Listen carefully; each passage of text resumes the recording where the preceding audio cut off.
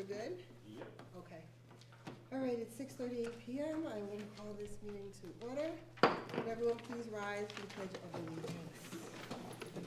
Pledge allegiance to the flag of the United States of America and to the republic for which it stands, one nation, under God, indivisible, with liberty and justice for all. Excuse me. Thank you. Excuse me. Next item on the agenda is to close the public hearing for the district-wide safety plan. Is there any motion for this item? I move that we close the public hearing for the district-wide safety plan. Second. It's been properly moved in second. Is there any discussion? Yes, I'm just curious if there have been a few suggestions. Have they been incorporated into the document we're approving tonight? We did make the edits today for the recommendations that were in there. There were only 2 changes that needed to be made. The third one was adequate. They're going to be uploaded, that document will be uploaded to the website tomorrow. So the 2 changes are not reflected in the document that's attached tonight. So we need to, when we get to that, we'll do it as amended? Yeah. We could do it as a It was late in the day that we made those changes. Okay. All right, so just for the public's information, I will share the I1. what? Board action I1. Sorry, I was rushing. For everyone's understanding, the board received an email from a community member with questions about the changes to the district-wide safety plan. The question was about the number of people at early childhood program. and that is correct. Committee. Yeah. The number of That is the- people is That came up in correct. committee last year, and it was verified last year as Yes. well. So the number of people is correct, so there was a question about that, and the superintendent looked into it, it's correct. Also, there was a typo that the person saw, so the That's superintendent been looked edited into today. that. And edited that, and then one of the principals for one of the private schools was incorrect. That was updated as well this That was afternoon. updated, so we're gonna, I have a motion on the floor to close the hearing, we're gonna close the hearing if it passes, and then, as trustee Valen said, we can reopen as amended for the corrections. Any more discussion? The voting on the item will come in our approval. Okay, so you're gonna say that as amended, okay. So is there any more discussion? Hearing none, all those in favor? Aye. Any opposed, any abstention? Motion carries, the hearing is closed.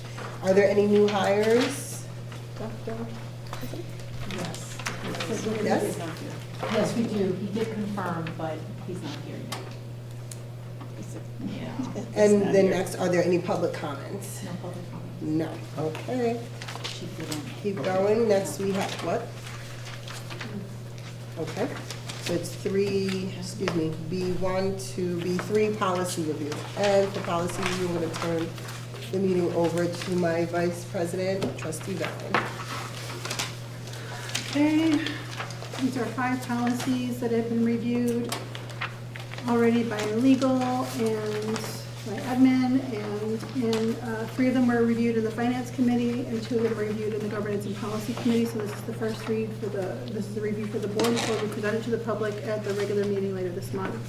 First policy is 3220, the use of assistance animals. You can see that the only thing we've changed here is adding a cross-reference to another policy dealing with animals in the school and for instructional purposes, policy 8250. So we're just adding a cross-reference. I'm going to keep moving, so I hear someone speak up or say hand. Next policy is 5140, administration of the budget. You'll see lots of colors here. Basically, the red colors are what Erie 1 BOCES suggested. You'll see 2 paragraphs labeled budget transfers. The red paragraph is for reference only because everyone to date is recommending that we go forward with the blue paragraph as modified. So those were suggestions by admin and committees, et cetera. So we're suggesting to go with the blue paragraph. No comments, so moving on. Policy 5410, purchasing, this is an annual review of this policy. Again, you'll see lots of symbols because it's, the red is, the symbols mean where text was moved from or to, but it's more or less the same text as what she had.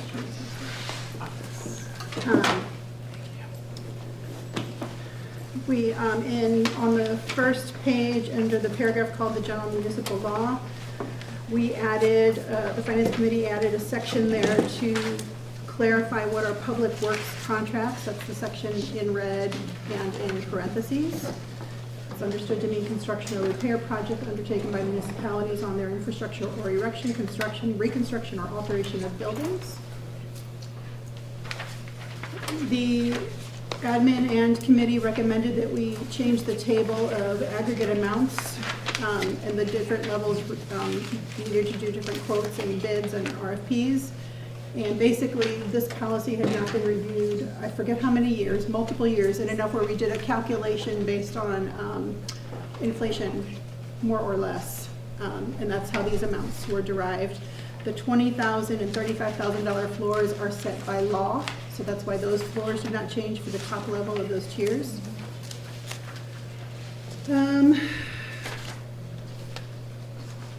And then some additional questions were asked of legal, so you'll see something in red saying asking legal. Basically, that was the notes. That's not going to be included in the paragraph, but the recommendation is that we go ahead and retain the paragraph in question at the very end. And then we added some cross-references. There's no questions or comments. We'll move on to the next policy, 5411, procurement of goods and services, again, part of an annual review. There was some discussion in the notes at the top near the policy name are basically summarizing part of the finance committee discussion on why policy that appears to be more procedural is in the policy manual. But I think the overall takeaway is that we're going to leave it there because Erie 1 recommends it, and it does clarify things for the public when it comes to the processes. You'll see a suggestion there to change the wording of ASB to school business official. I probably have a question about that. And there's just a very few changes and cross-references added on the rest of the pages. No one else, I am going to say in most of our policies we do refer to the ASB because that's the title, and I'm just wondering why school business official as opposed to assistant superintendent for business?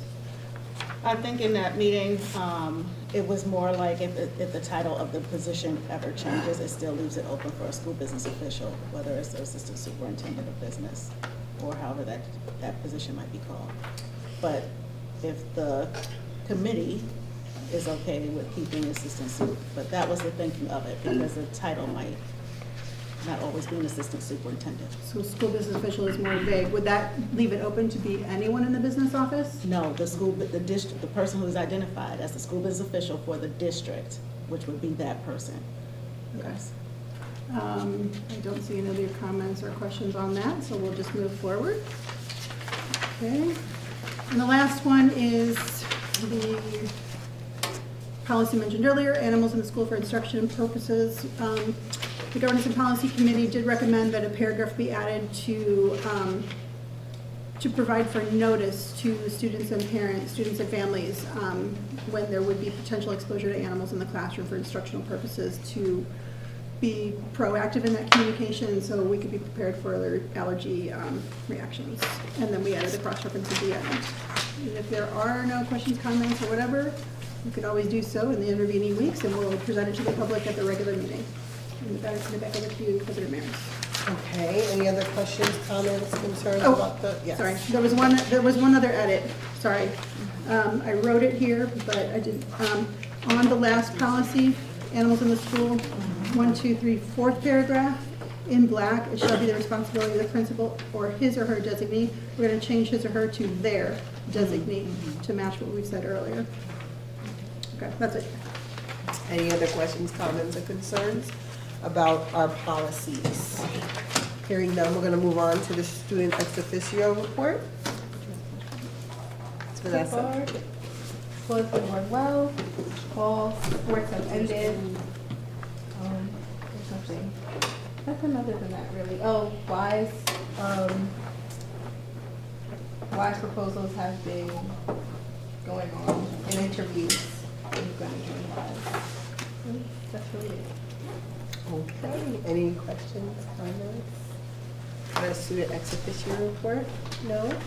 Next is the board president's report. So this is our November work session. We are quickly moving toward the end of the regular calendar year, toward the midpoint of the school year, fast approaching. We opened really well and strongly, I believe.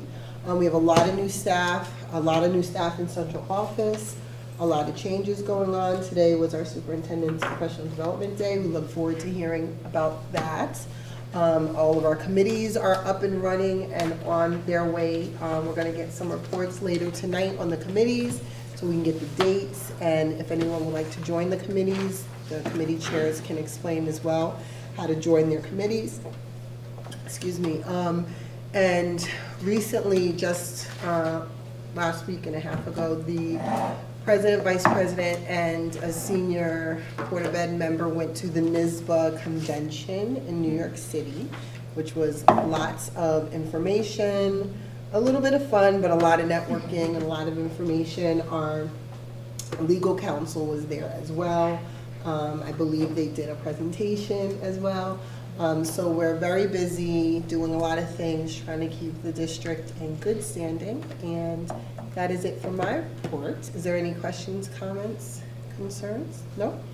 Next, we'll move on to the superintendent of schools. Thank you, President Mayor. Dr. Chisholm. Thank you.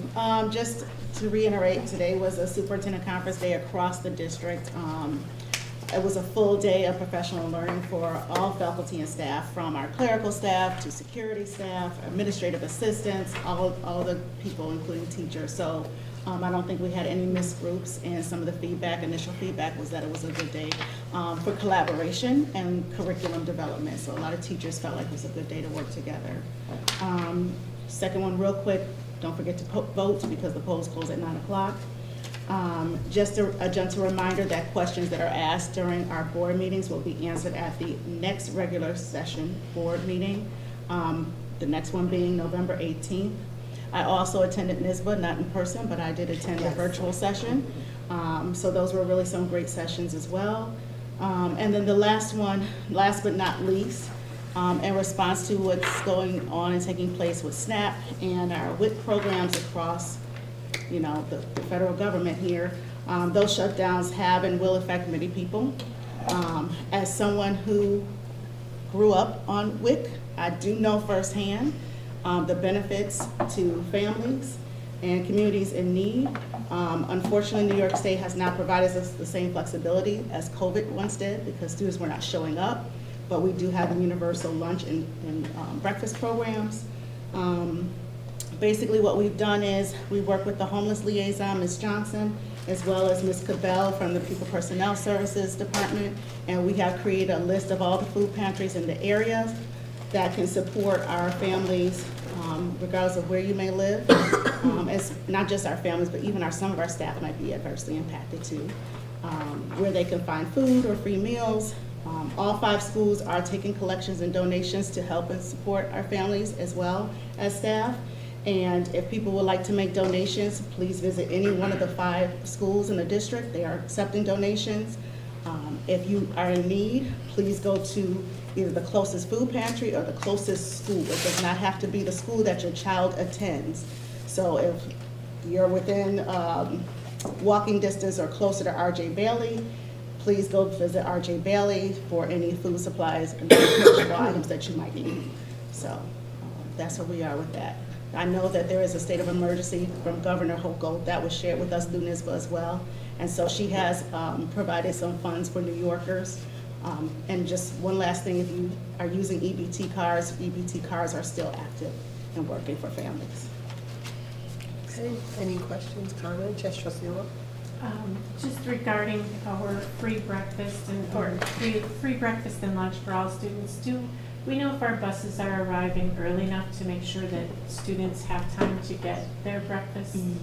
That's a good question. I could look at bus arrival times. Yeah. But either way, not that buses should be arriving late like that kids can't get breakfast, but kids should be able to stop in the cafeteria and still grab food to go to their classrooms or have food.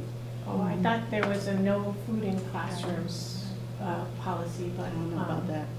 Just, But it was at this just a- time, if students need food, we're not turning kids away. And different buildings might have different policies in how they're acting them out. They shouldn't, but they may. No, they shouldn't. But they may with the going to classrooms. I know there's some buses that arrive at 7:55, and Woodland starts at 8, and we have the middle schoolers at least can't take food past those double doors, and then again there is a no food in classrooms rule. We'll have to talk about that then. But if kids are coming in late, I don't think they should be punished to not be able to have breakfast. Breakfast should still be provided. Whether they can take it out the cafeteria or not, there should be opportunity to eat in the cafeteria and then take it. But we'll look into that. Yeah, that's a good point. If the buses arrive too close to the start of class, or if there's some sort of leeway with, they're not. That can create another But issue I'm also with wondering leeway how within the class, yeah. the roads and stuff like that is adversely impacting those Right. pieces too, so. Right, which is not. But their we'll fault. make the proper accommodations. We're not gonna turn kids away from food. Yeah. Yeah. I mean, even if we speak to the food service, Go ahead. even if we speak to the food service people, I've always said if we ever had money left over in the food equipment budget, maybe we could get warming tables and greet them at the door with the, like, with burritos, breakfast burritos. So it gives them that much time from one end of the hallway to the other end of the hallway to eat something that's not Like a needing grab a and plate go. and forks and knives that wouldn't need to be in a cafeteria necessarily. I don't know what the options are. I know in this building specifically, they didn't want food because of all the The pests. mice. That was the mice that were running around during the day openly, chasing me sometimes, but no, running around. And so to reduce that, they were saying no food beyond, another part of the building. Which brings us to, I think that's closed Extending session. breakfast. Huh? I'm thinking extending breakfast. Yeah, I mean, service. if school's supposed to start at 8:05, you get in trouble? Not in trouble, Oh, but get in like trouble, yeah. marked late, Yeah. 8:05. And, so maybe, I don't know if there needs to be some flexibility for that, but then you don't want anyone to take advantage of that and say, oh, I was eating, so it's hard to figure out. Systemically, I think we look at the bus travel times. Yeah. Yeah, okay, that's We'll helpful. look into that. Okay, great. Now, some things that I shared with you that some trustees brought up, what? What? After public comment. I'm asked again if you would like to make a public I comment. don't, but you talking about the buses, LJ kids get there. So school Sometimes starts they at do. 9, like Pierce bus, Greenberg, Manhattan Avenue bus may leave after 8:30. By the time they get there, it's about 8:45, 8:50. And a lot of the kids from like Manhattan Avenue, the hills and back coming down are getting late, so they don't have time. You don't have time to sit and One eat. second. Yeah, Okay, thank you for that. yeah. So that's more of a thing we have to look at how that whole process works with starting class as well. Okay. So there's a question about instruction. I don't know if Dr. Chisholm or Dr. Njoku want to answer. Has the administration considered hiring one instructional coach that covers both reading and math? And what is the benefits of having that role split into two? Would you like me to answer? Okay, so in terms of instructional coach, it's important to acknowledge that we want expertise in that particular area. So it benefits the district to have two distinct positions. Right now, it's math instructional coach and literacy instructional coach. So when you hear literacy, it's a skill set, it's the licensing, it's the experience. Literacy skills, we know science of reading, it's across all content areas, K-12. And then when you speak about instructional coach in mathematics, even the listing, the posting that we placed on, OLAS speaks to having 712 certification, because we need to have someone with the expertise around content with the end goal in mind. So that's going to be content area specific. So it benefits the district to maintain the two. And even if we just look at the data in having the instructional coach from the time, the previous one that we had, our iReady as well as New York State 3 through 8 exams jumped from 35, not that they're the only reason, but it did happen during that time that the board made the decision to have a math instructional coach from around 30% to 60% proficiency. So. Any other questions, comments, or concerns? I did,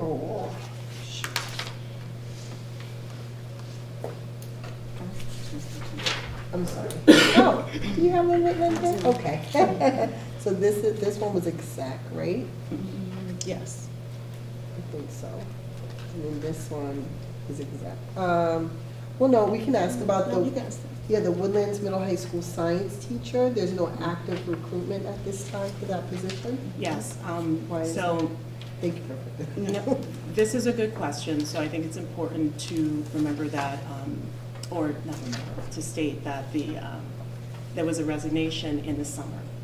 So it's during the summer months, we posted it in July. Didn't receive any certified, qualified applicants. We posted again in August.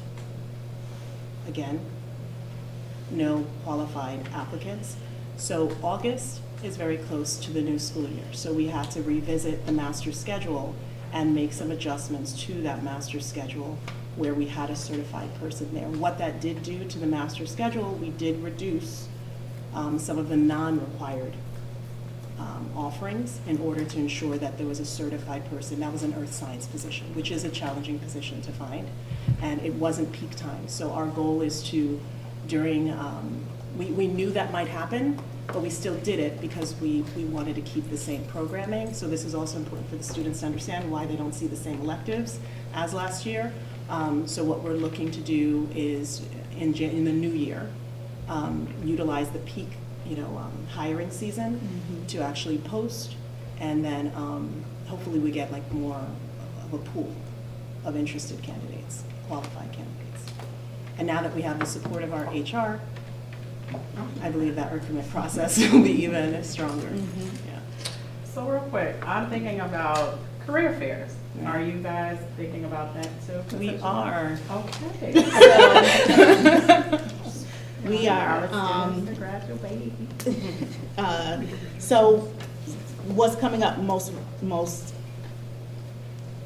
recently, but what's coming up sooner than later, in December, I will be participating in a recruitment as part of the National Alliance of Black School Educators Conference. I was able to secure us a free table because I'm a part of that committee. And so I'll be taking Mr. Bell with me for that one day of recruitment. And hopefully we can screen some promising, not just teachers, but all different types of staff members in that space. We also have some dates slated in the spring. There's a Western New York Teacher Recruitment Day. They're both in New York State, which helps too because of the certification.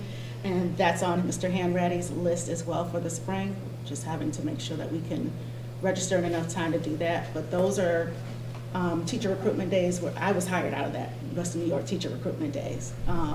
Thousands of individuals come there from all the schools between Niagara Falls, Western New York, and districts from across the state are there. So it's a maximum opportunity for us to recruit in those spaces too.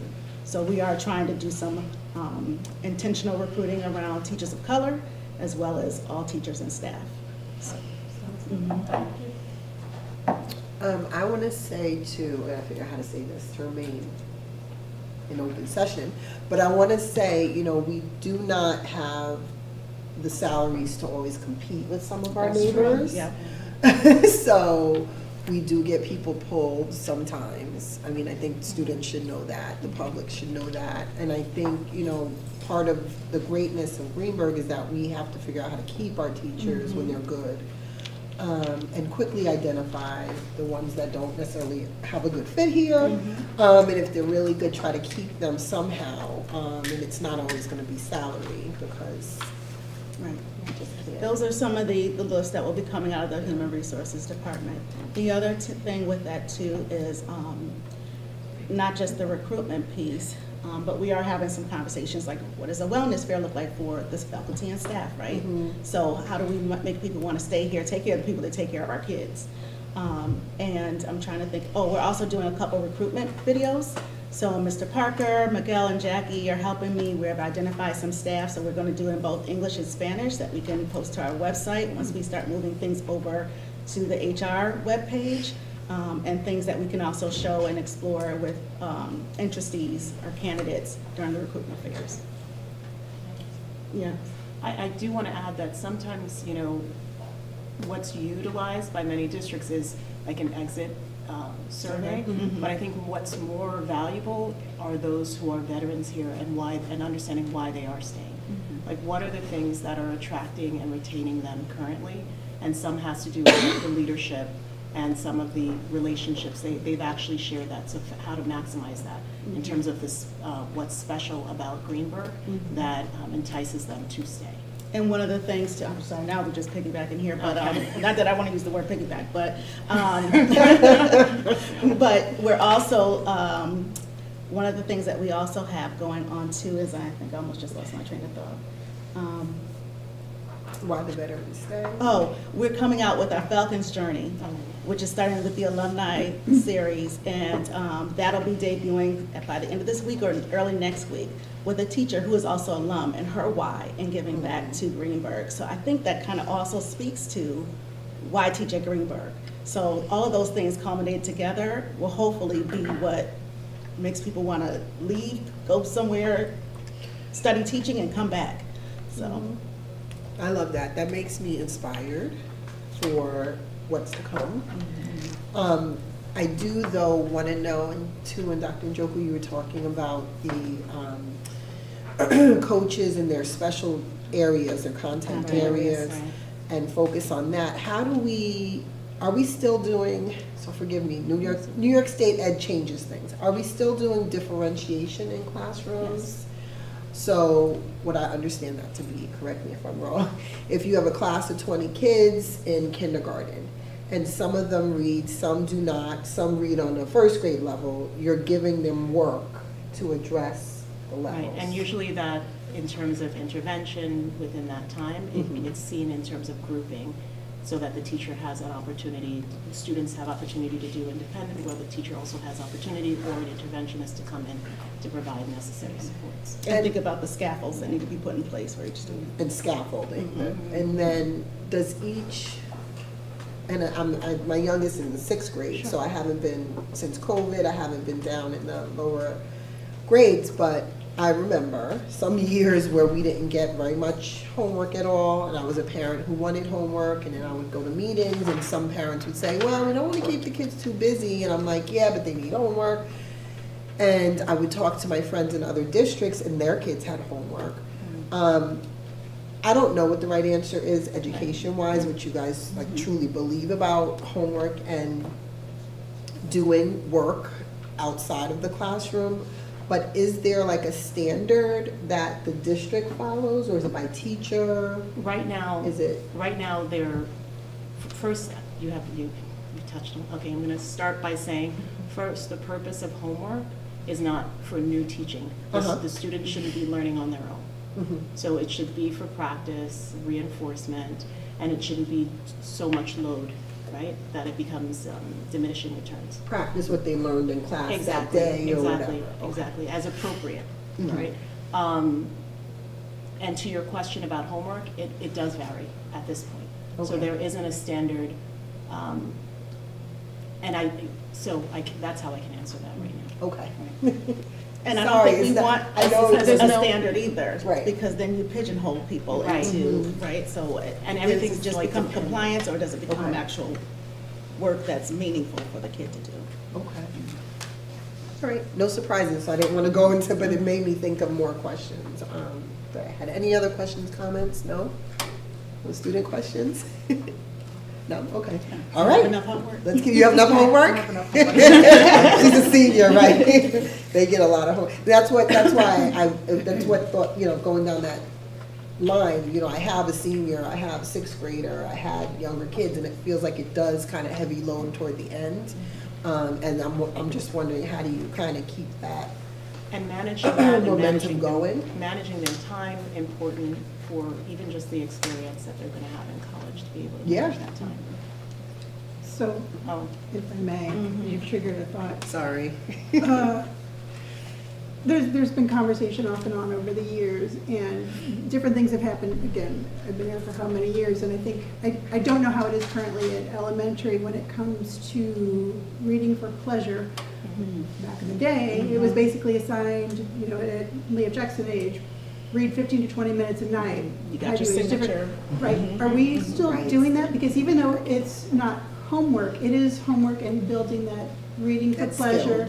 that stamina, because you often hear about we're only reading excerpts instead of books. When we get to the Bailey and high school age, we're not, you know, we're doing close reading. So are we building that into, you know, it's homework, but it's not homework? right. And if not, if we don't have the answer today, could we? We don't discuss have the it another answer day? because when I answer, it would sound as if I can be definitive, consistent across, Mhm. right? Have I seen pockets of it? Yes. Do I know whether or not it's consistent throughout? Is there like a signature? Not that I'm aware of, but in Mhm. terms of the expectation, I have seen it in different classrooms. We used So I to would have the to come reading back. dragon And there was like Leah all the Jackson different years types of- ago. I don't know if they still Pieces have of that. paper where you So- wrote Yeah, down it was a each dragon. you wrote. You had to write in. Be a reading Duncan, yeah. Yeah, and then you sign it, right, it would be a falcon. Okay, well, the only thing I'm gonna say, I agree with you with the seniors having to manage their time, I 100% agree. At the same time, if you're getting a lot of work starting in 9th or 10th grade, It becomes. and in 4th grade, you did not have any work, 5th grade, you did not have any work, 6th Right, grade, right. you have work sometimes, that's not helpful, because you don't It's build the that. practice and stamina. That stamina, that routine of having to sit and do a lot of work. And maybe if your parent did it, sure, but everyone doesn't have the same type of parents, so. That's all, shut up. Okay, let's keep going. Next on our agenda is committee reports. Yay. All right, first on our list is the audit committee. Audit committee, we all saw the external audit report last month. We are currently planning on the next meeting being in early December. We're still trying to nail down the dates and times. But the plan is to review the 24-25 internal audit or risk assessment, as well as the intensive review, and the final cap for the Office of State Controller audit, which was recently completed. So TBD, check the calendar for when we have the date posted, or I'll hopefully be able to announce it at the regular meeting. Okay. CEC committee, community engagement. Okay, the Community Engagement Committee met on 10/23/25 at 7 p.m. in the Highview Cafeteria. Audrey Cabell, our new Director of Special Education and Pupil Personnel Services, spoke. She described the process of identifying students with special needs, providing and changing services, and how parents are part of that process. We reviewed the NYSED procedural safeguards and answered extensive questions from the group. 2, we discussed meetings and membership and recommended a revised mission and charges, which is Board Action Item I2 on tonight's agenda. 3, we discussed outreach to community members who don't have students currently enrolled in our district. Opportunities for the community to participate include Read Across America, winter concerts, spring concerts, WMS and RJ Bailey musicals, the Highview Talent Show, art shows, fitness center, and coming this spring, we hope, tennis courts and track. We suggest the newsletter and social media as methods of getting the word out and chains of alumni contacts. 4, we reviewed recent events, including the tennis court ribbon cutting, the homecoming game, LFJ trunk or treat, Highview soccer game, and RJ Bailey 4th grade meets author Catherine Applegate. 5, we reviewed a list of upcoming events, including Parent University, board committee meetings, and the Halloween parades, and National Parent Involvement Day. An open house at all the schools Thursday, November 20th. For a detailed look at the overall and the athletic command events calendars, look at our website at greenbergcsd.org. 6, we briefly reviewed the status of our facilities projects, including the water main progress, turf and track, and science labs. 7, Tracy Mayers reviewed a list of potential CEC meeting topics for the year. We discussed a potential superintendent's dessert and various events that we have had in previous years. 8, We discussed how we can support efforts to organize our alumni, including the Hall or Wall of Fame. We can find some real estate. Social media posts, a portion of the district newsletter, and personal contacts could be used to invite alumni to various district events, such as the homecoming game, and members could volunteer to help organize these events. The next meeting of the Community Engagement Committee is 11/24/25 at 7 p.m. at R.J. Bailey. Our speaker will be Dr. Nadim Faruqi, Director of Global Learning and Academic Excellence. All are welcome. Thank you.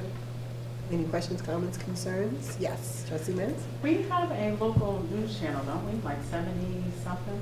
It was depends on your 77, but I cable. think they It's changed it. 33 or what? They changed it? They changed one of them to something around 1,300. All right, well. But it was, yes, it exists. So did you guys talk about maybe using that as a tool to advertise community events? Yes.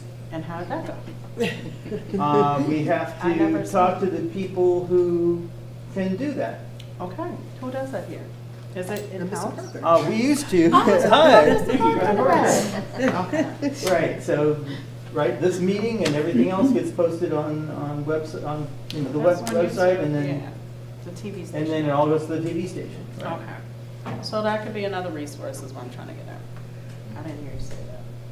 Trustee Yes, Ballard? Trustee Ballard. I'll piggyback on what you said, and, Piggybacking again. yes. Basically, you say that hopefully the next meeting you guys could also discuss the mobile app, which is a fantastic way for non-parents to receive news on what's going on in the district. It's push notifications. It's similar to signing up for an email list, but it's pushed to the app. Please consider that as another method to reach out and have people get notification. Anyone listening to this meeting could go on the district website on the homepage somewhere. There's a little tab called mobile app and gives you all the information on how to download it. Is there a way on that app a person could be listed as a non-parent as opposed to just opting in for the district announcements? Because people who don't have kids don't need all the district So announcements. as a non-parent now, I can choose what I subscribe to. I've chosen to subscribe to the district and each building, so I do get So is there a notifications for each. Is of there a those. non-parent option? Can there be a non-parent If I option? didn't subscribe to the buildings, I wouldn't get their calendar information, I wouldn't get their stuff. I'd only get the district. The main district. And I don't even have to do that. I could just have the app and open it when I choose and pull up and access the news stories that have been getting published. So is there an option for a non-parent to select something so they're not getting all the district announcements and push notifications? Maybe they just get the major stuff that come through, because all of the district notifications would be a little much for someone who's a non-parent. But when, if I may, as a non-parent who subscribed, my district notifications basically are only the board meetings. And I don't have to subscribe to the calendar notifications to get that. So you don't get all of the news stories that come out? I choose those. I can choose to go in there. I don't get that. I don't get 5 billion notifications each day. No, they come each morning at like 7 a.m. or 8 a.m. I forget what time. They do come very early in the morning. So you get them every day. So is But there? I subscribe to everything, so I could choose not to, and I would not get all of those. But Sorry, Trustee. maybe that could be discussed more in depth at the CEC meeting, as opposed to right now. Well, That's why I was bringing it up. Who handles the app? Is that technology? But the community Yes. engagement and communications committee would discuss the use of that app For their for, advertising. yeah. Right. So is there an option, is what I'm asking? It sounds like there's no option for someone to just opt into, like, community member that does not worry about getting the district information, meaning, I guess the word district is messing people up, but a community option where you're just getting like the community-wide events, the larger events, not, That's when I So subscribe then just to you- the district, that's all I get. So then you're gonna have to have a I just group need one of, you're gonna person. have the people who are populating the list, tagging it with a community. as a option. community. Thank you. That's what I'm Those are the interested in. district What were you events. saying? Oh, that it would have to be, yeah. it'd have to be- Maybe you guys can look into that, but I'll ask more during the technology committee, I'm sorry. Was it for CEC? That was it for CEC. Awesome. Education committee. You just had that. We just met last week. We reviewed the assessment data for the year 24-25.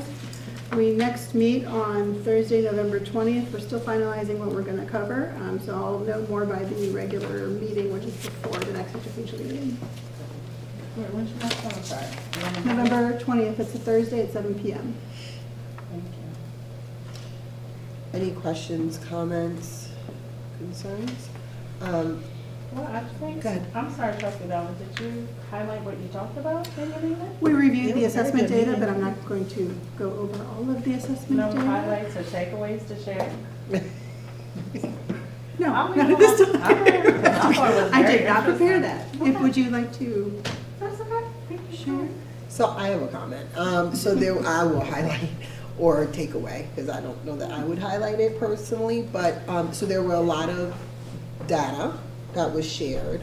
I don't know how these data people go through all the data, because there's an awful lot of it. And there's different rows and different columns of data, rows and columns of data. It's a lot. I think the positive takeaways that I keep hearing about are the growth. So there are growth, meaning improvement in numbers in certain areas. As a parent, community member, I continue to have concern about the number that's there, the numbers that are there. I want them to grow greater, I want them to jump greatly.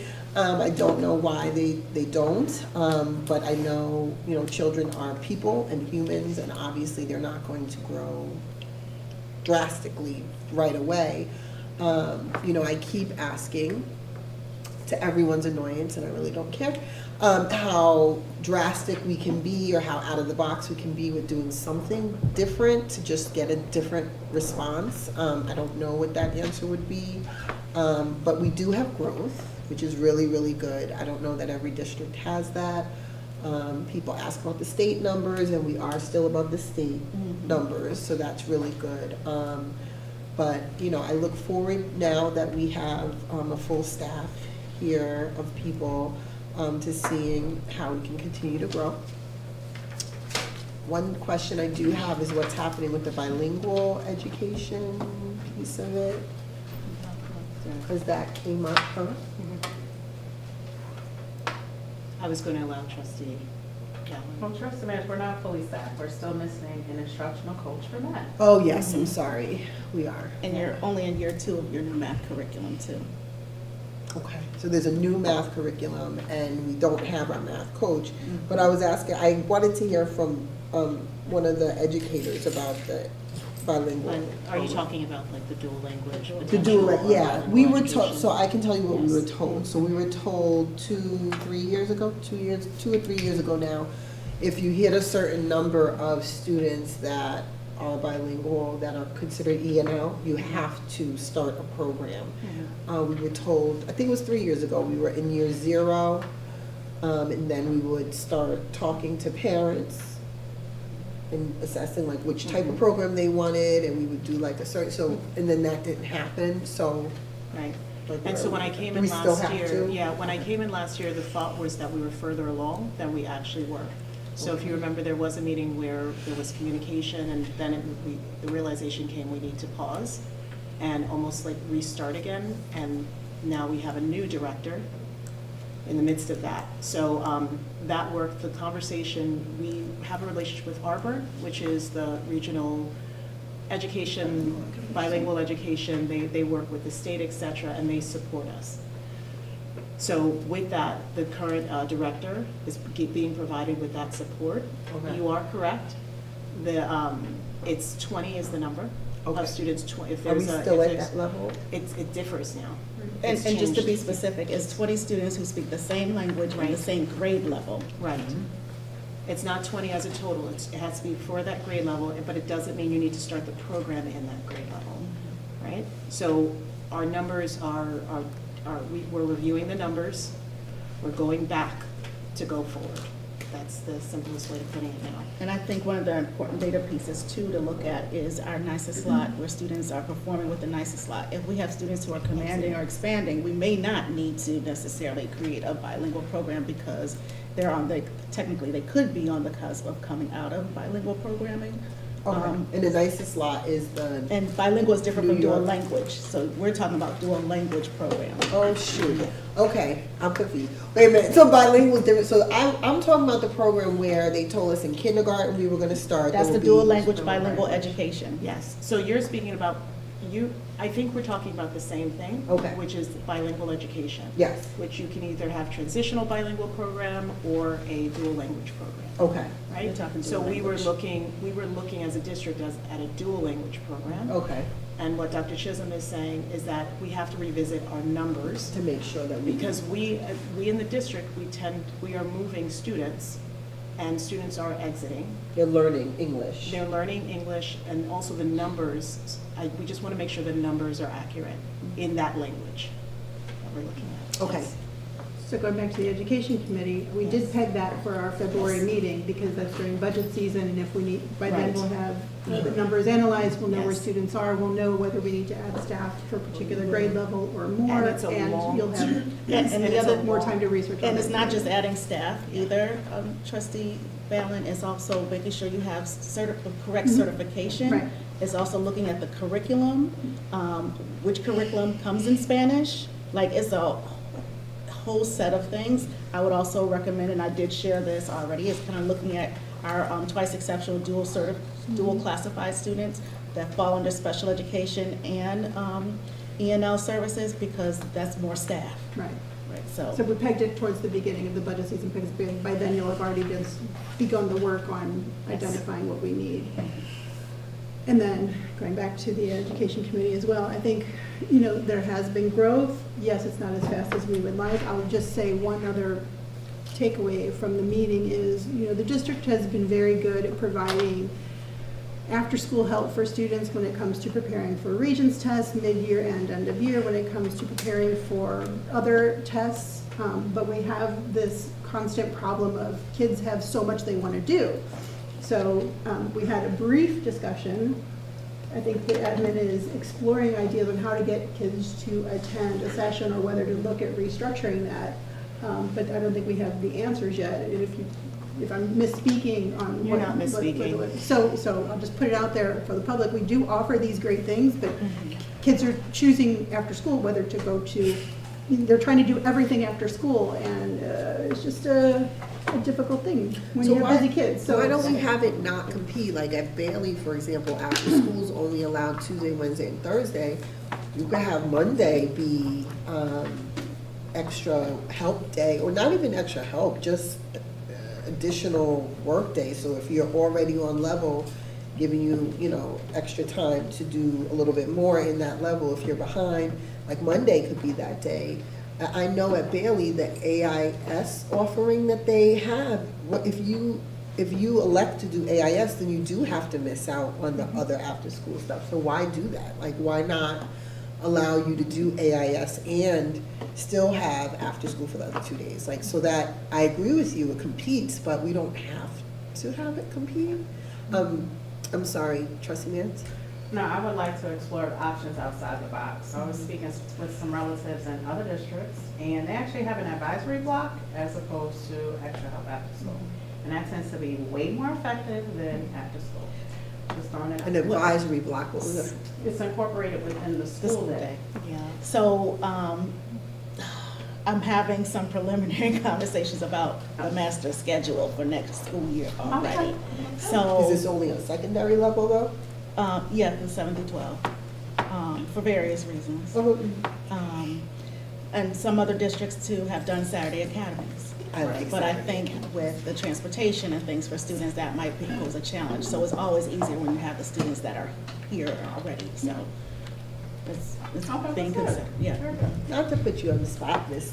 Franklin, do you want to share any opinion about, not that you necessarily know, or if you have any friends that need maybe extra academic help, and how that conflicts with what everyone's saying, like sports and clubs and I know that we do have an academic block after school, which is from 2:45 to 3:10, and then usually the teachers or coaches know about that block and they start practice at 3:15 or past 3:10.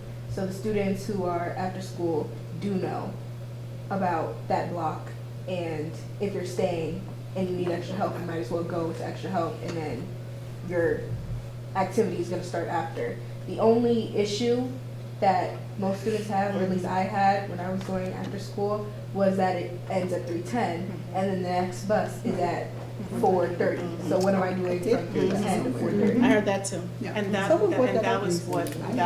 that's part of why last year we put into place something strategic, which actually extended that time.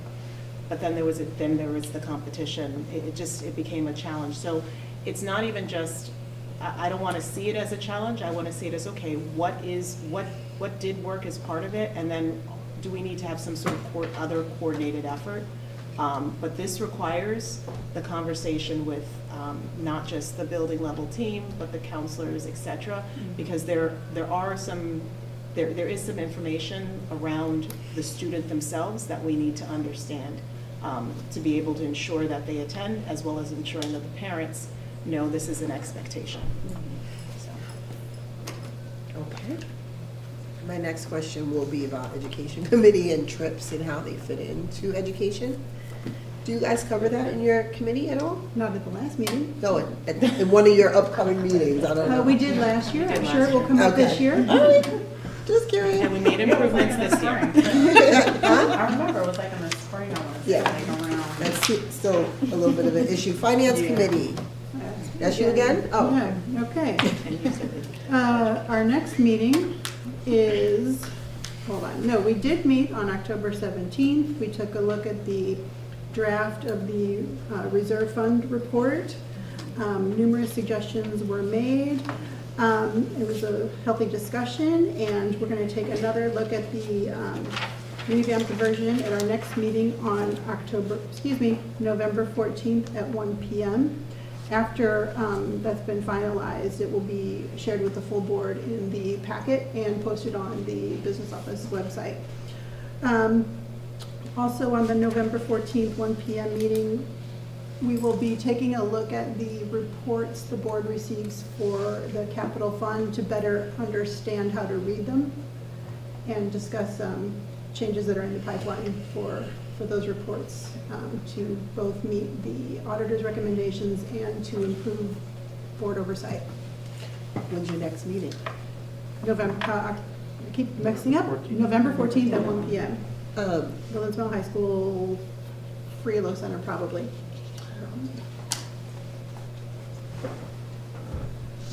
Did you want to say something? Did you want to say? I was going to ask a question about the letter that some of the parents received that another trustee did send me actually after I shared with you. Another trustee sent to me where some monies are being collected for trips in cash.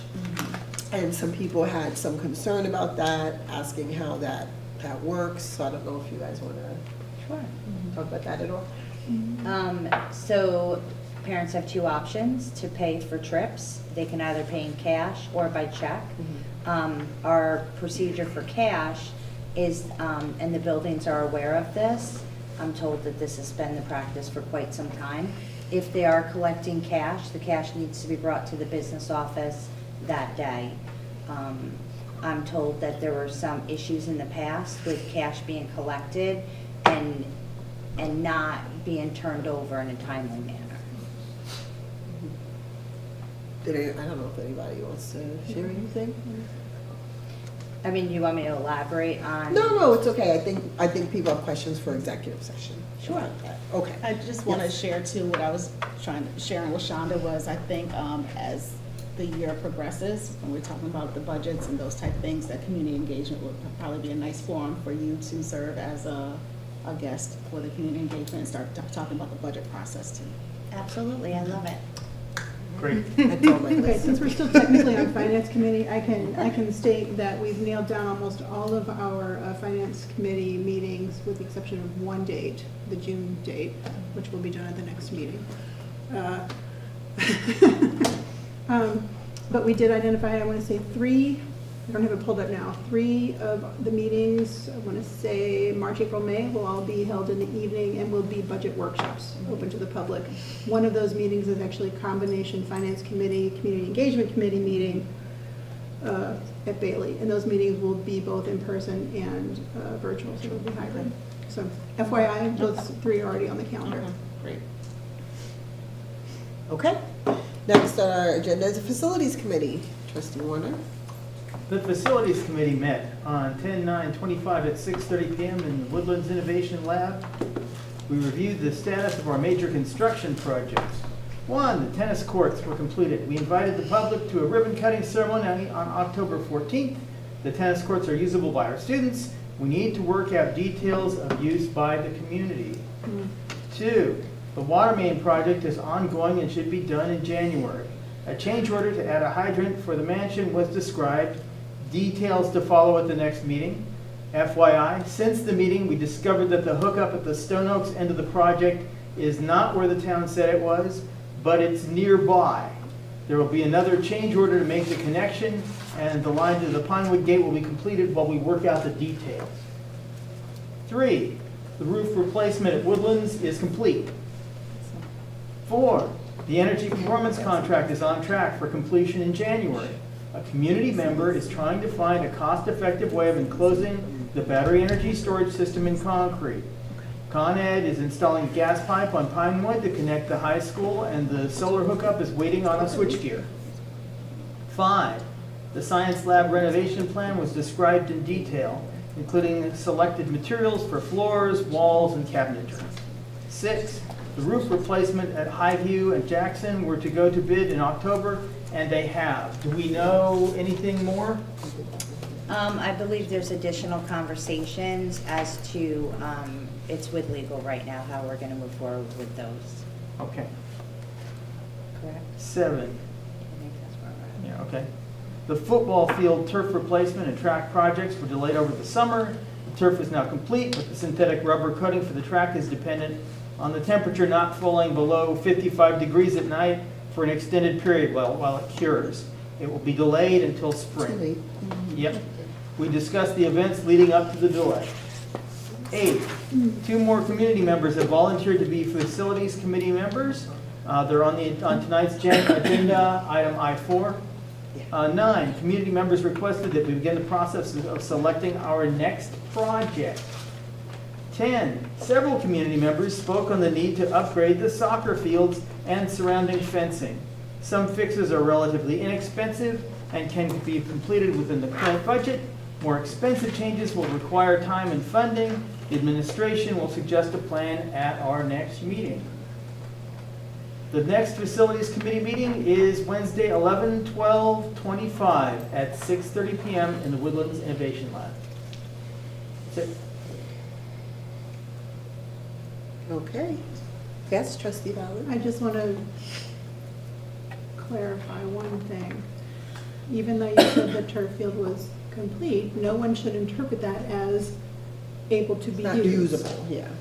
Just for anyone out there listening. It's still a Well, you construction area. can't see that because there's nothing that says, I didn't see anything that says do not enter in front of the gate.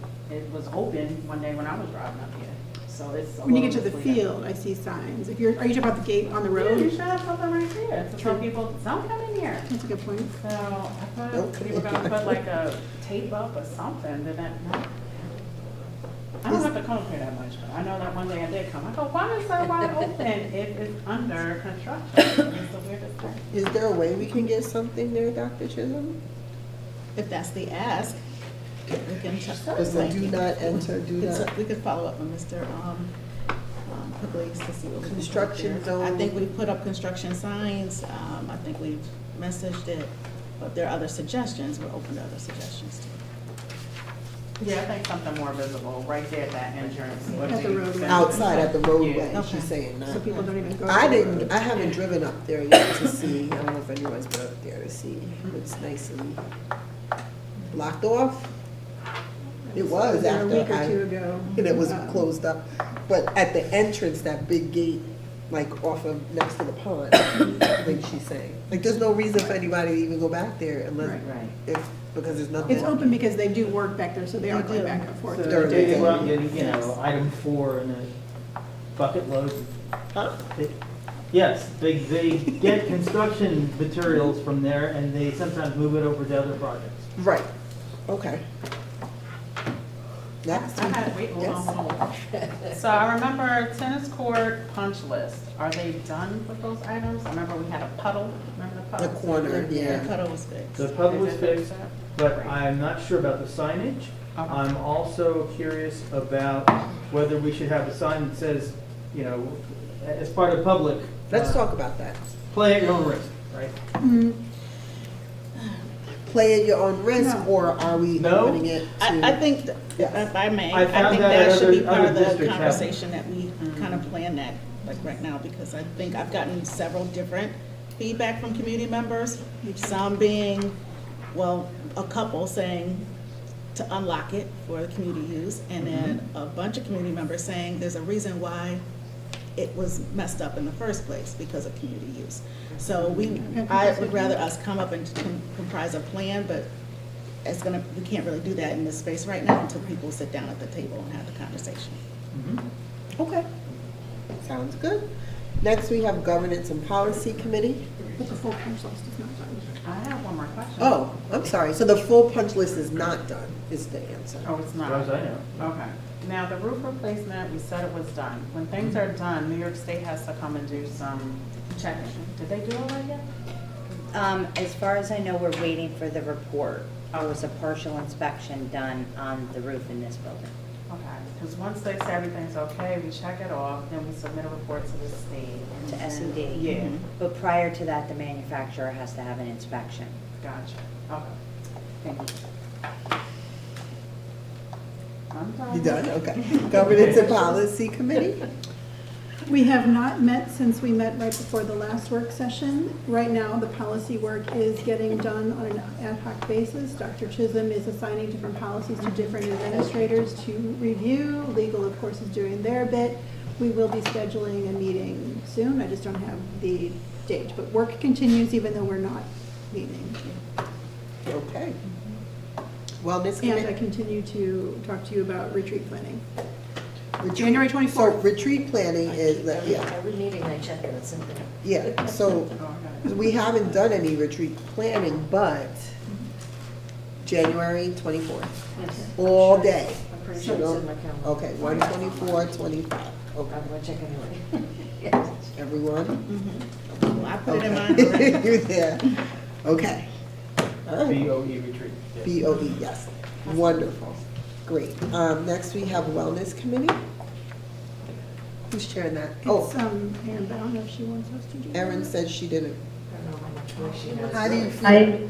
I don't have a full voice. I sent you a Yeah. summary, both trustee Mayers and trustee Valen, if Do you want one of us to? you'd be so kind as to read it. Or if anyone, okay, or if anyone else on their committee want to read it, maybe? Who's on your committee? Let's As see. well. Trustee I'll May do it. could read it. She was not at that I last wasn't meeting, at but the she could meeting, read it. though. Who else was in there? Oh, it's just me and you, isn't it, Erin? Oh, all It right. is. Okay. All right, it's these 3 bullets? Okay. So the Wellness Committee, they met, it was last week, Erin, right? On a Friday? No, the Friday before that. Okay, so that must have been the 24th. Okay. At 12:30 in the Preload Center at Woodland. So, at that meeting, the committee created a rough draft of this year's charges, which include food services feedback, review, and compliance with our wellness policy, as well as other health mandates, for example, Aaron's Law and DSHA's Law, programming opportunities, and community connections. Number 2, the committee found many opportunities where different groups could support each other's missions and messaging, both in and out of the district. And number 3, there's not going to be any meetings in November, so the committee will have time to review policies. The next meeting is December 12th from 12:30 to 2:30, likely in the Preload Center.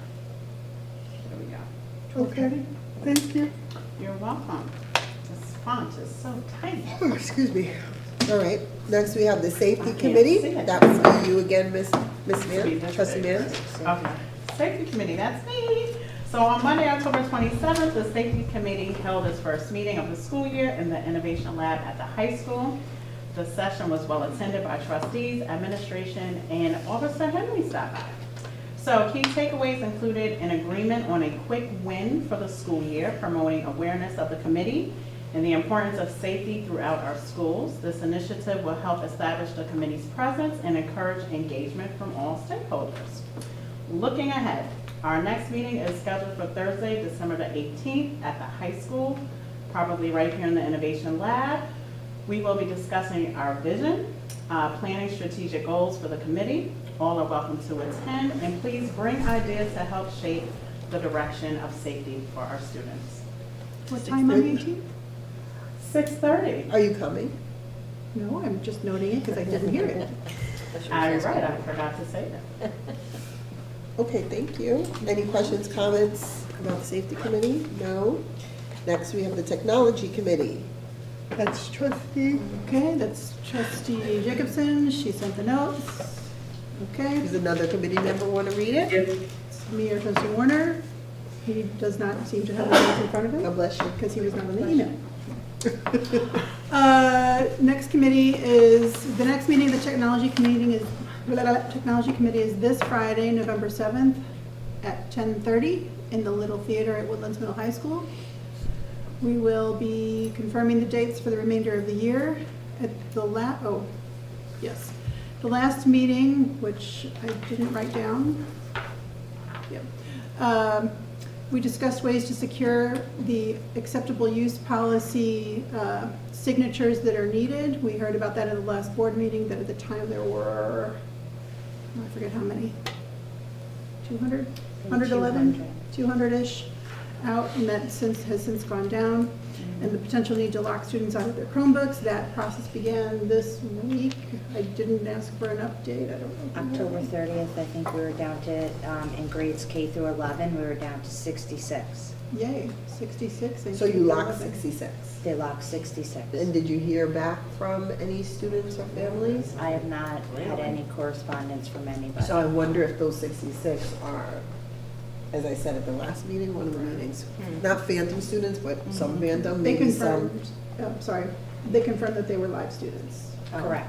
Yes. So how could 66 students not need to use their Chromebook? That's Well, odd. the shutdown would have prompted them to follow suit and sign the AUP.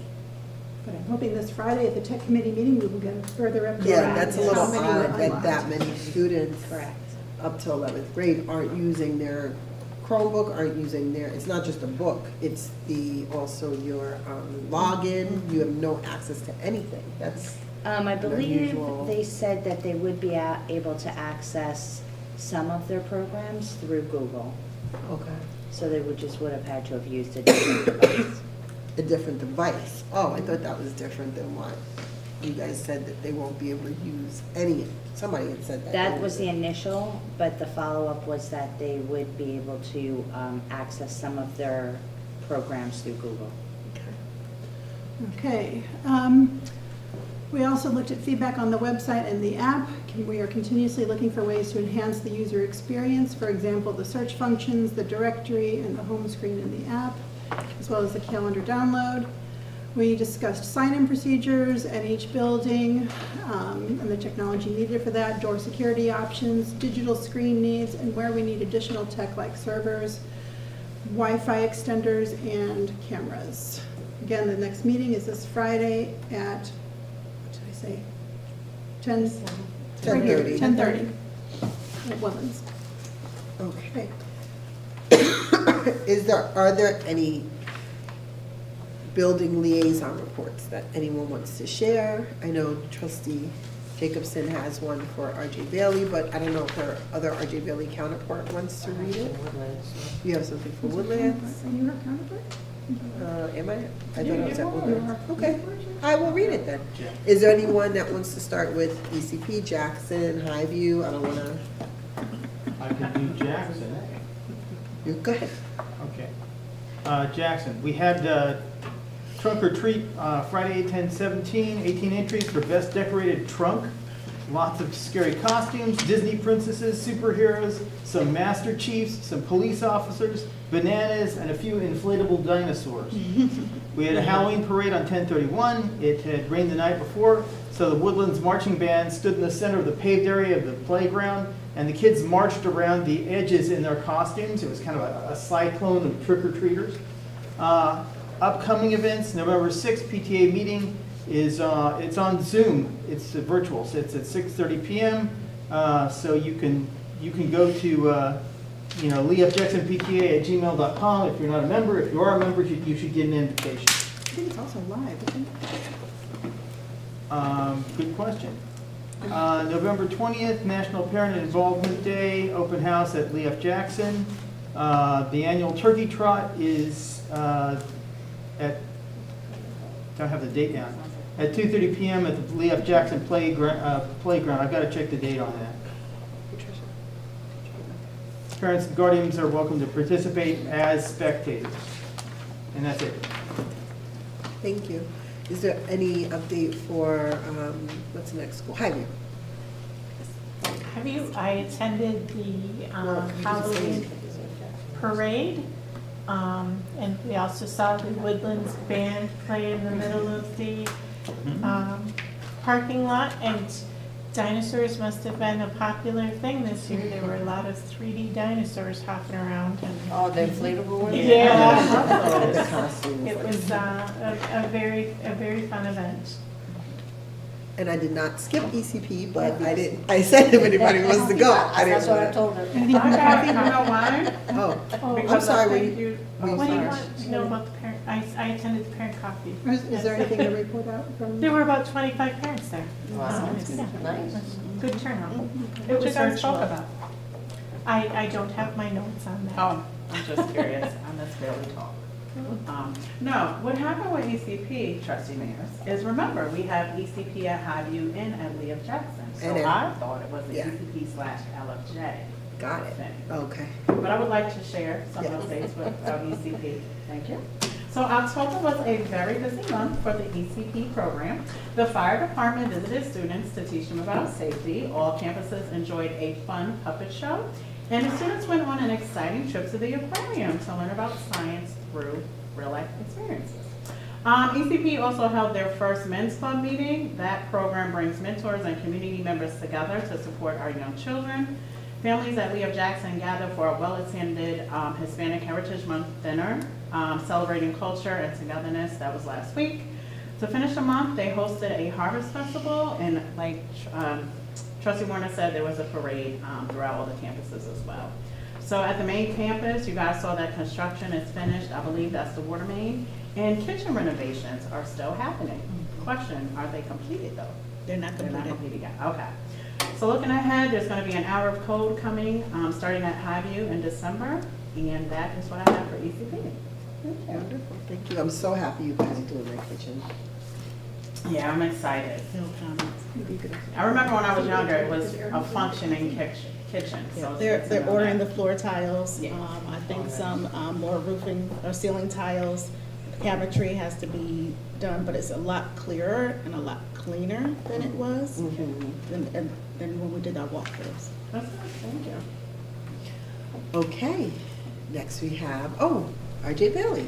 So Trustee Jacobson sent some pointers, thank you. I just have one thing to add, so I'm gonna read the pointers. RJ Bailey had a PTA walk and roll to school day in early October. It gained broad recognition and support from the Greenbrook town leaders. It also highlighted, I know this because I'm on the safety committee, it also highlighted some concerns with cars driving really fast down Hillside Avenue and also at Tarrytown Road. Those are major state roads that cars were driving fast on. I actually noticed the other day driving up the hill to cross the bridge that the sign saying it's a school zone only pops up after your street. It doesn't, which is kind of close. And you figure if you're coming down a hill, maybe there should be a sign closer, further back for people to like slow down. approaching a school zone, but anyway, I digress. PTA also hosted a fall pop-up shop and opportunities for students to pick up Halloween costumes that they may not have had yet. It was like a swap or pick up, like you said, with a Halloween costume. I would add on here that October 18th, the principal had a parent coffee that was hybrid, which is much better in my opinion, because it offers that in-person feel as well as if you're at work, you can't take off of work, you can do a virtual feel. In person, there's a lot of side conversations, there's a lot of early before the meeting conversations, after the meeting, people can get clarity on things. So there's actual engagement in person, which is great. The big bit of conversation at that parent coffee were the grade level teacher leads came in and they talked with the parents about the grade and about their trips. That became a big source of conversation. That still is ongoing. I know the PTA was working hard with the principal around trips at RJ Bailey. These are upcoming things. November 10th, the 5th grade is voting to support extra recess day or no homework day, with campaigning by their peers working to sway votes. November 13th and 14th are parent-teacher conferences, 10:45 a.m. dismissal, which is very important. So your kid's gonna come home early on the bus, or you have to pick up early, you have to have childcare those days. November 21st, photo makeup day, which is a different date, I guess, than before. And November 19th is a book club kickoff at 6 p.m. I don't know if there's any other updates, but that is all that we have for RJ Bailey. Woodlands. Woodlands. Any updates? Some fun stuff. The IB Music and Art students welcomed a Broadway performer and asked questions and talked a lot about labor disputes and negotiations for performers on Broadway. Art students also visited Dia Beacon, which is a large industrial space kind of museum, and talked about space and light and contemporary artworks. A staff luncheon was held, I'm not entirely which day, but they had one, and the pictures showed very happy people eating lunch. In sports, this week, there's going to be a modified girls volleyball game at LaFell tomorrow, and then the Pioneers are playing at Ardsley on Thursday. I did want to mention that today is Maintenance Professionals Day, so thank you to all our maintenance professionals, and this week is National School Psychology Week. So thank you to all our school psychologists. The deadline for the free application for SUNY schools ended yesterday, but continue those applications. There are dates for the SAT. There's one SAT being administered this Saturday. There's a date of December 6th with a deadline to register of November 21st, and there's a SAT test being administered March 14th with a deadline of, I just have the 14th, I don't know what dates, sorry, there's a registration. The ACT is also being administered on December 13th, the deadline for that is this Friday. On February 14th, the deadline for that is January 9th, and on April 11th, the deadline for that is March 6th. Parent-teacher conferences at Woodlands are also Thursday the 13th and Friday the 14th, so please sign up. Teachers have been sending links to sign up for those. Photo day for grades 9 through 11 is Monday, November 24th, and seniors are having picture days November 12th through the 14th, so please make an appointment through the links.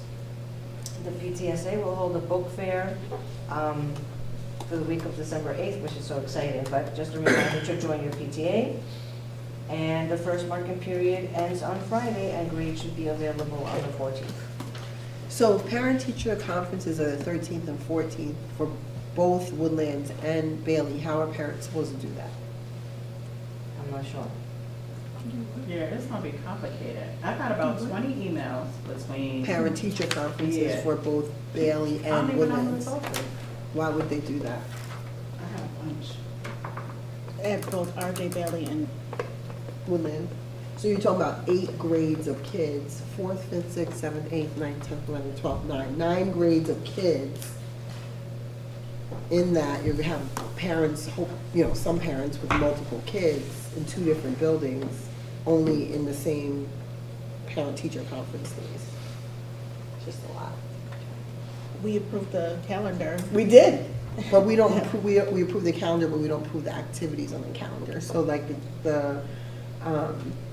I don't think the parent-teacher conference days get approved by us. I think they. I thought those were on the calendar already when I got here, and then we kind of went through the calendar already, and there were some dates that we Did we did move approve where the parent-teacher there were like 5 conference days? schools at the same We time. probably overlooked them because there were so many calendar discussions. So, board, this new year, let's look at that keep an because eye on that's that.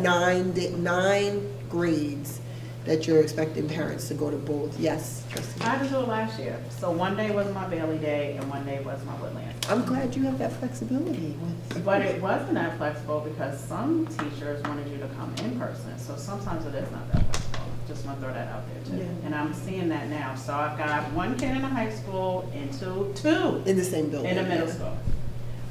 I have a flood of emails right now, and I just looked, and they all came at the same time, at 2 or 3 different times today, and I was like, you know what? I don't even know what I'm gonna do. So I'll figure it out over the weekend, but it's gonna be tough. Dr. Chisholm, you came from a larger districts as well as Dr. Jogo. I don't know if you guys have any suggestions for multiple things like that, but. I'm trying to think, we had 56 schools, so whenever they scheduled their parent-teacher conferences, when they scheduled their parent-teacher conferences. Schenectady, we try to do it, we had like 11 elementaries. So we had the elementaries focused on one day, the middle schools, which we had like 5 middle schools, and then we had the high school sites. So those were on different dates. I don't know what your experience was. Different days, but then there was With the different option grades. of, especially at the secondary level, having virtual. Yeah, was an virtual option. was always We an used like a option. virtual system. Yeah, for one, I was just like, oh, I have to come in So person. you have an option. I don't know, I'm gonna see I do you now. have it in person. I prefer in person to talk about, I but don't, because they run over, because sometimes the teachers are running over and you standing outside that classroom and just got Sometimes time they and they do still run talking over. to someone. So for me, that doesn't work either. here they run over, yeah. So which one is requiring in person? That's the exact session, I There's think. certain Okay. teachers. Certain teachers that do Okay. that. I prefer in person, so that doesn't bother me, but it does run Utilize over. it. What was helpful though is either way, what I've seen is helpful, is utilizing that sign-up software. Like So a whether sign-up it's in Genius or something person, like whether that. it's in person or virtual, everybody knows, so that it reduces the emails. But I think whatever the That's- sign-up software is, we're using the same sign-up software. So you're not using Sign-up Genius in one building and you're not using like Google Is that- Sign Up in another Is building. that true for this year? Because it wasn't I in need to- previous years, and hopefully that's on Oh. Friday's agenda. Okay. All right. I For can look technology, into she that. got it down. But I I'm don't just know. saying. She's raising her hand. Okay. We can't see you because we're not. Do you want to facing type Just it talk. in? Sorry. Because I have one in Bailey and one in the middle school, all the middle school teachers are asking for in-person and are using one set of sign-up. And Bailey, because it's team teaching, because she's in 4th, I'm only needing to meet with 2 teachers, which is helpful as So opposed to the helpful. 4 that a Yes. 6th grade parent would need to meet with. Yes. And those are all virtual. So I think having the option to be in person or virtual would be nice, because like right now, personally, my husband can't participate in any of the Woodlands ones because he can't be virtual. So I think having the option, while I agree with President Mayers that in person is more helpful, Just for me. I think for the functionality of people's day, Right. having a virtual option is at least a nice thing to have. But in my experience in the district, there has never been consistency on how you sign up for parent-teacher conferences. It's always been different in all the buildings. Yeah. Okay, thank you for that. Trustee Mallon? And I'll just clarify one thing. The board does not approve technically the activities calendar, and the half-days for parent-teacher conferences are not on the calendar that we do approve. However, we did have an opportunity to review and discuss the activities calendar. Did I complain And about I it then? will, and I will say that Dr. Chisholm did make some adjustments, because in the spring, the parent-teacher conferences were all on one, for all schools, were all on one evening. was And I terrible, believe, yeah. oh God, I hope I haven't checked. I believe you We adjusted did, that. we did. There were some, because I think it was, there's several of them in one day. So we had worked Right. with the principals to move, Right. like, which ones are you going to volunteer Right. before we volunteer Right. to move to But another I'll day. just clarify for everyone that you did come in on the last part of the process. It was Yes. pretty much, you only had a very short time to read through the change it. calendar and before it had to go to print. So hearing all these topics now, you know, even the two schools, you know, they only have 1 3-hour evening slot. And if you have That's multiple my kids, and you point. can only How go in the do you evening. do So that? you're hearing all this now so that in calendar feedback, planning with the yeah. committee for next year, you're gonna be aware of all And I this. agree that it may be easier for like certain schools to do it at maybe if Jackson and Highview, because there's 4 grades there. When we're talking about RJ Bailey and Woodlands, you're talking about 9 grades in 3 hours in an evening. So that's forcing parents to take off of work, Well, that's all. I would hope, I feel sorry for the parent who has 9 kids in each of those grades. Or multiple kids, yeah, if you have multiple kids, different schools you're going, like you said, you had 3, but you had to take off of work. So to do Yeah, I that is have a to little, really reconfigure my days. yeah, And I'm thinking about it right now too. it's not So, really possible. That's why I said I'll tackle that Saturday. I can't, I'm not in school. And parents do have to make, I'm not letting parents off the hook, parents do have to make accommodations for their kids to be involved in their families. But when I hear on one hand, oh, the parents don't be involved, that's the difference with this district and other districts, parents, you know, kind of drop off their involvement, do we make it more difficult? Do we put in barriers to where parents say, forget it, I can't go, and then they don't show up? And you say, well, parents don't show up. Well, you made it a little difficult. So if I have to be difficult or miss work or miss money, I may have to just not show up. So that's all. I'll probably have to take off work. Okay, I'll keep going. Any other updates? Yes? As one confirmation question for Woodlands. You said senior pictures is 100% on the 12th and the 13th, and then every other grade is on the 24th. I thought it was 12th and 14th. I got an email. No, you're right. It's the 24th, and I didn't hear that. Well, either. she's a Thank senior, you. so you're asking about the 24th seniors. for And I'm she also asking mentioned for other the other grades. grades too, because It's I'm the on the 24th. announcements. Yes. 9 through 11 is the 24th. Okay. Yeah. Seniors, I read 12th through the 14th. 12th and 14th, 12th and Wednesday 14th, and I'm sorry. Friday. Right. Wednesday and Friday. Okay, okay. The So no 24th 13th. Also includes 7th and 8th graders, I think, right? You just said 9th I and don't 11th. get, It does. it does, all It right, does. It should. thank you. You're welcome. So forget about the middle school. Yes, trustee. Yes, Trustee Valen? I'm gonna get yelled at. Just quickly on the Woodlands, and it's really probably for you, Vanessa. I got some notifications that there are some fundraisers happening this week. On Thursday, the class of 2028 is having a 3x3 basketball tourney right after school. Yes. And on Friday, there's a volleyball tournament, but I'm not clear, is the volleyball tournament for the senior class? I believe Or is that for the so. volleyball team? I I wasn't believe clear. it's a senior class. Okay, so the volleyball tournament on Friday, right after school. Anyone wants more information, they can contact the school, I guess. Okay. Yeah. And support the senior class of 2026. Yes, Trustee. I wanted to Yes. go back to the walking, what do you call it, the walking bus? Or Walk and Bailey? roll. The Yeah, walk and roll, walk yes. and roll. So, we got an email that, what is it, Town Supervisor Finer, right? He sent a letter to New York State addressing that crosswalk. So I just want to throw that out there. I think he's asking for like a flashing light or of some sort to also be installed over there. Right. So, And I don't want to get, yes, and that would be There was a great. community concern that morning Yeah. about trying to cross there, and Mr. Finer was there at the And same coming time. down that hill is again, I mean, I live there, so I know what's there, but if you are coming off of 287, for example, and coming out, you don't know that a school is right there. Right. Like just the ignorance, you know, you're coming off of a turn, you don't necessarily know that, so, I don't know how anyone, yeah. As someone who lives near one of those flashing lights, it's a great thing, but it's not a fail-safe. Drivers blow through it all the time because they don't know what those lights mean. So it's a good start, but there'll need to be some community education if it does get put into place. Okay. Got it. School, okay, sorry. Yes, Trustee Valen. Last liaison report from me.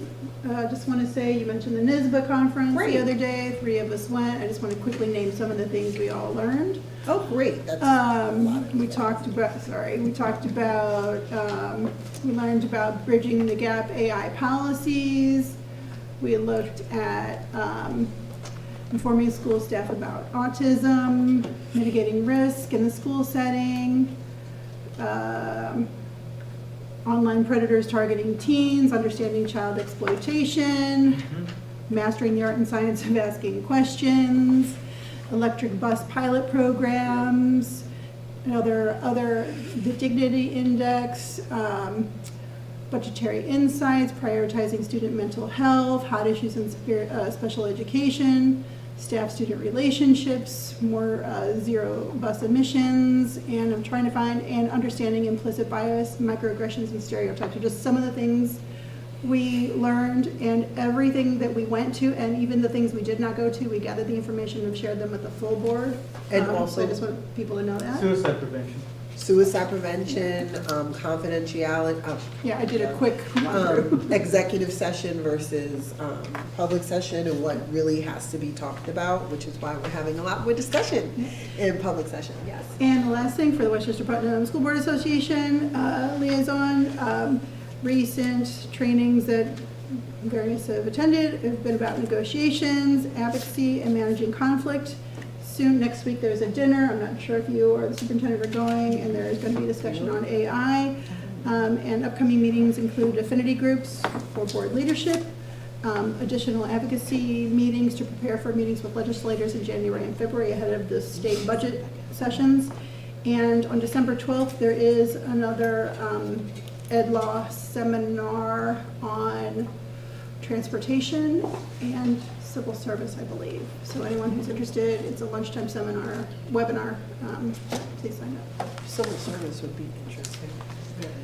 And you said trustee Long had something? I don't know if now's the time to discuss whether, NISBA, we have a NISBA liaison, trustee Long. NISBA also has an advocacy outreach, and the question is, do we create another liaison specifically for NISBA advocacy, or does that fall under trustee Long's remit? So that was my question. I received an email that said we do not have an NISBA advocacy person assigned from the board. So, and I looked through our assignments, we never had that one on the list, so. The question was. Do you wanna do that? I'm happy to do that if Unless no one someone else else- wants it. I am the NISBA other side of it, so. Okay, I've got a full plate. Me too. okay, sure, then you be the person. I'll send you Okay. an email. Thank you. Is there any other comments, questions? Last thing. Yes. The NISBA convention. You guys had a really cool keynote speaker come. I think they talked about compassion. It's really nice to hear that. That's all. And how it flows throughout the board, and it should flow throughout our students and staff and all of that. Just leave that at that. I have heard of staff not being too kind in certain situations to students.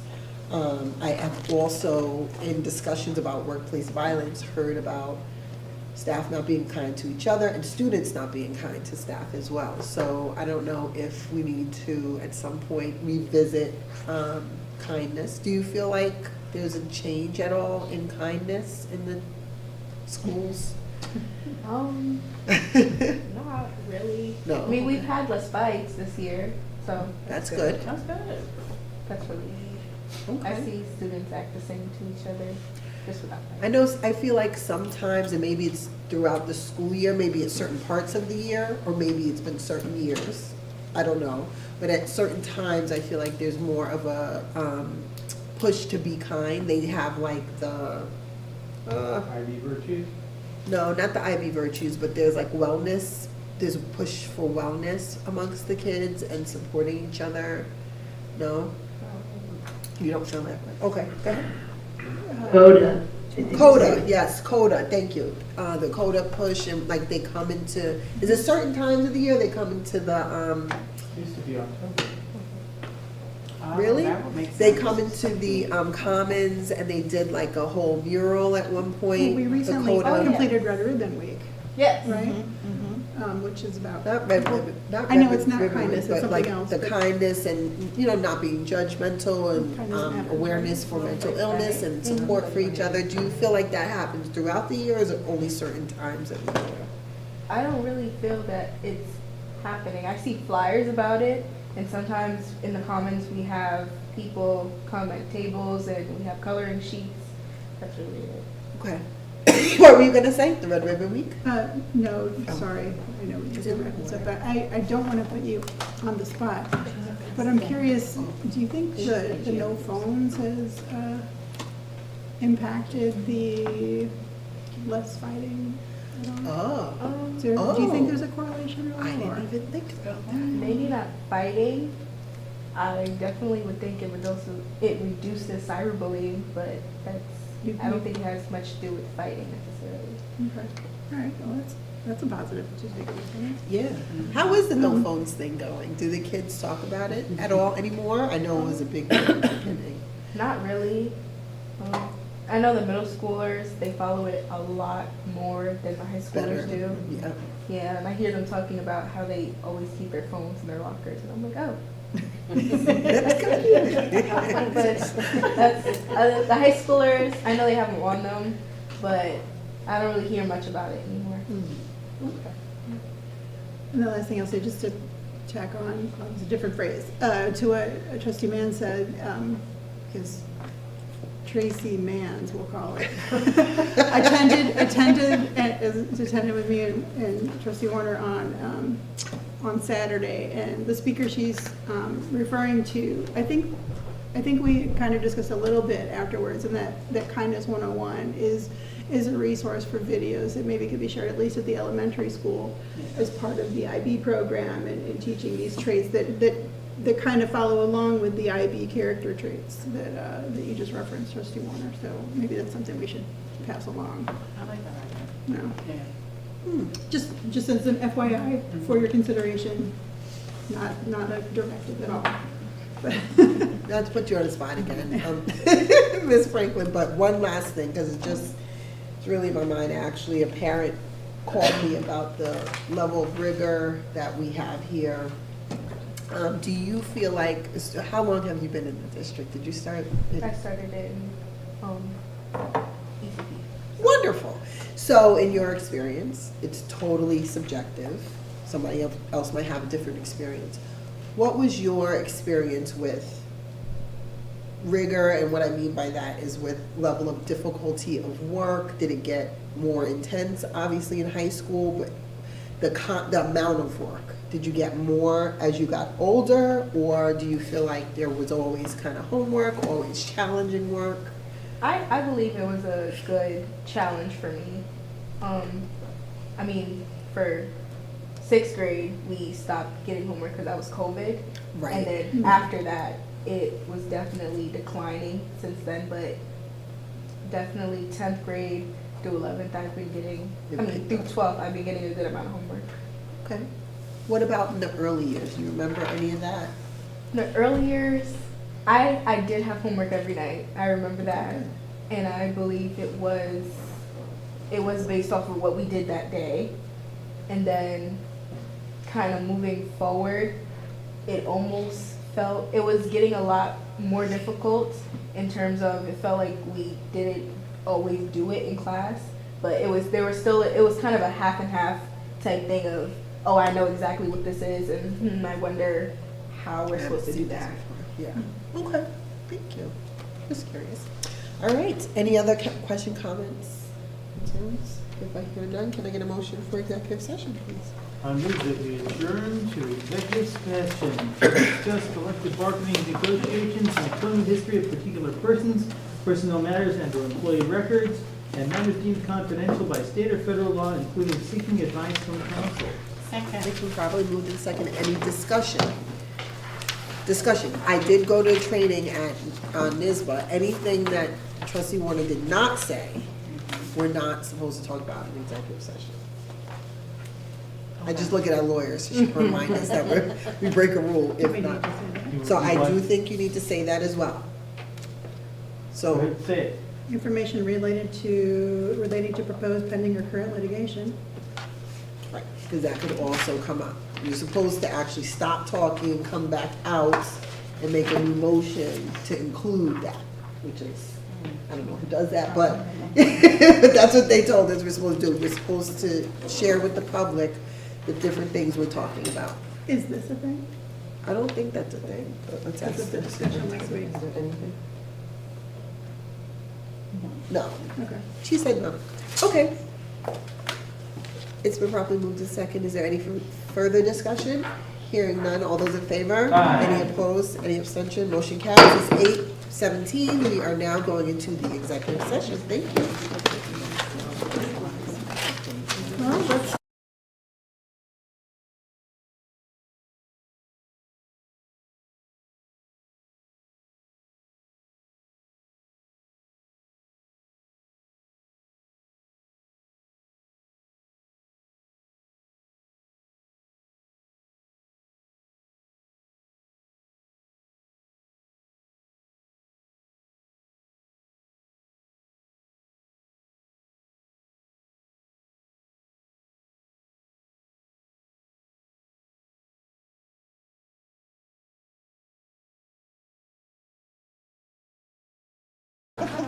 Audio? Okay, audio's on. 11:25, we're back in executive session. We're going to start with our work session approvals. Can I get a motion for personnel instructional items? I move that we Everyone. approve the instructional personnel items presented to the board for approval this evening. Second. It's been properly moved and seconded. Is there any discussion? Hearing none, all those in favor? Aye. Any opposed? Any abstentions? Motion carries. F2, personnel non-instructional items. I move that we approve the non-instructional personnel items presented to the board for approval this evening. Second. It's been properly moved and seconded. Any discussion? Hearing none, all those in favor? Aye. Any opposed? Any abstention? Motion carries. F3, is there a motion for board action items? I move that we approve the board action items presented to the board for approval this evening. And I need to note that I-1 will be as amended. Second. It's been properly moved and seconded. Any discussion? Hearing none, all those in favor? Aye. Any opposed? Any abstention? Motion carries. F4, pupil personnel services items. Can I get a motion? I move that we approve the pupil personnel services items presented to the board for approval this evening. Second. It's been properly moved and seconded. Is there any discussion? Hearing none, all those in favor? Aye. Any opposed? Any abstention? Motion carries. Let's move forward in the agenda to item K, review agenda items for next meeting. What? one of us, yours, pushing budget. Number 1, minutes. There was a correction to the minutes. Did you make that correction? Yes, I did. Great. Next, we have number 2, policy approvals. Any questions, comments about that? No? Number 3, warrant reports for August. Aye. Yes? So there was a correction made, just to remind everyone, the previous version of this had item A14 on the warrant report for ICANN School of Medical. And I see that the correction was made, but in the spirit of auditing, it seems odd to me that the correction was to just kind of erase it and pretend it wasn't there. So their letter didn't change. Could we ask them to say that they made something Deletion in or- their letter to have some record of it? Okay. I guess Tell us the number again. A14, and it was in the original report that we looked at in October. However, it's missing from the one that's on for our next. Yeah. Okay. I mean, I'd almost prefer it stay there, because I think the original report said that they, after they checked, they did see, I don't have the original open. It kind of explained itself, I thought. It did. It's what they did though, is they gave us the same report and just deleted that line. And Right. that seems wrong. Actually, I felt the original report, Yeah, they could have Would have left been it as is sufficient. or made a notation. because the notation said they did check the board things, blah, blah, blah, blah, blah. Should that be emailed? Yeah, if you wouldn't So mind it's emailing definitely- that. Yeah, can you put that in? Thank you. Certainly. Next, we have it's okay, K4, excuse me, yeah, K4, treasurer's report for September. K5, warrant report for September. K6, certiorari settlements. K7, certiorari settlements. Sorry. Yes. I just want to let the board members know, the treasurer's report for September, you'll see is extra long this month because it does include, of course I put it away, it does include the final version of last school year as well. So you'll see 2 appropriations reports in there. Yes, trustee Mills? Can you refresh my memory, how much is the payment we made for the EPC contract? Do you remember off the top of your head? How much is the payment we Well, made? there's some payment we make every year. We have a schedule for it. We have, It's related to, I think, the EPC. It's something. there's such interest, as big. there's interest that Yeah. started to be paid this year. That's it. How much is that again? I don't have it Do off you the top of my remember? head, but it's in this report. All right. We pay it twice a year right now. We're gonna discuss it again in finance committee in January, February, Yeah. to know the projections and to know Right. what the next plan vis-à-vis budget preparation will be. Yeah, 'cause I'm just looking at. Buying yourself That's all time I'm to find the asking. answer to your question. But that could also be a packet question. I'm sorry. you're All right, doing- fine. why are you I just- doing this? No, It's 11:30 at night. I know, but it was something I meant to ask. I didn't have it on my list, but it hit me when we were talking about these reports. Can you put it in the I packet? could table it, but I do want to talk about it at our next meeting. Thank you. So that was, you took us back to trustee Val. So that to was treasurer's report. You K4. were already on 6 or 7. Yeah, so trustee, K4 was treasurer report for September. K5 is warrant report for September. I feel like I went too fast. K6, certiorari settlement. K7, certiorari settlement. K8, certiorari settlement. K9, certiorari settlement. K10, certiorari settlement. K11, donation, Dream FC New York. K12, appointment, what? Okay, yes. K12 is a, it's a personnel instructional item. No, that's for Big items to replacement review for- for the next. Next review. I know, but Usually they go in order. they're Yeah. in front, that's what's throwing me off, yeah.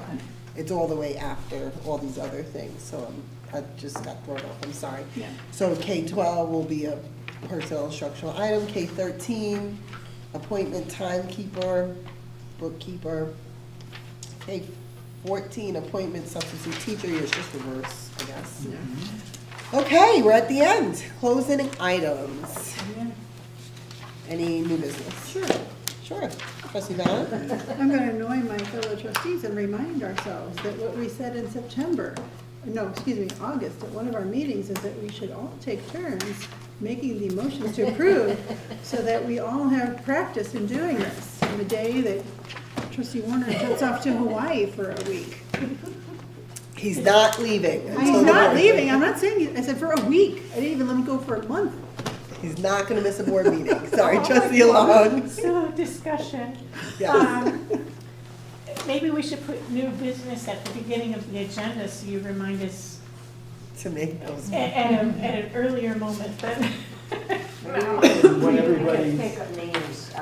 So, at 11:32 PM, is there any Governance, we other can new decide it. business? Dr. Chisholm has none. Can I get a motion for adjournment, please? I move that we adjourn the meeting. Second. Second, it's been properly moved and seconded. Any discussion? Hearing none. All those in favor? Aye. Any opposed? Any abstention? Motion carries. 11:32. Good night. Okay.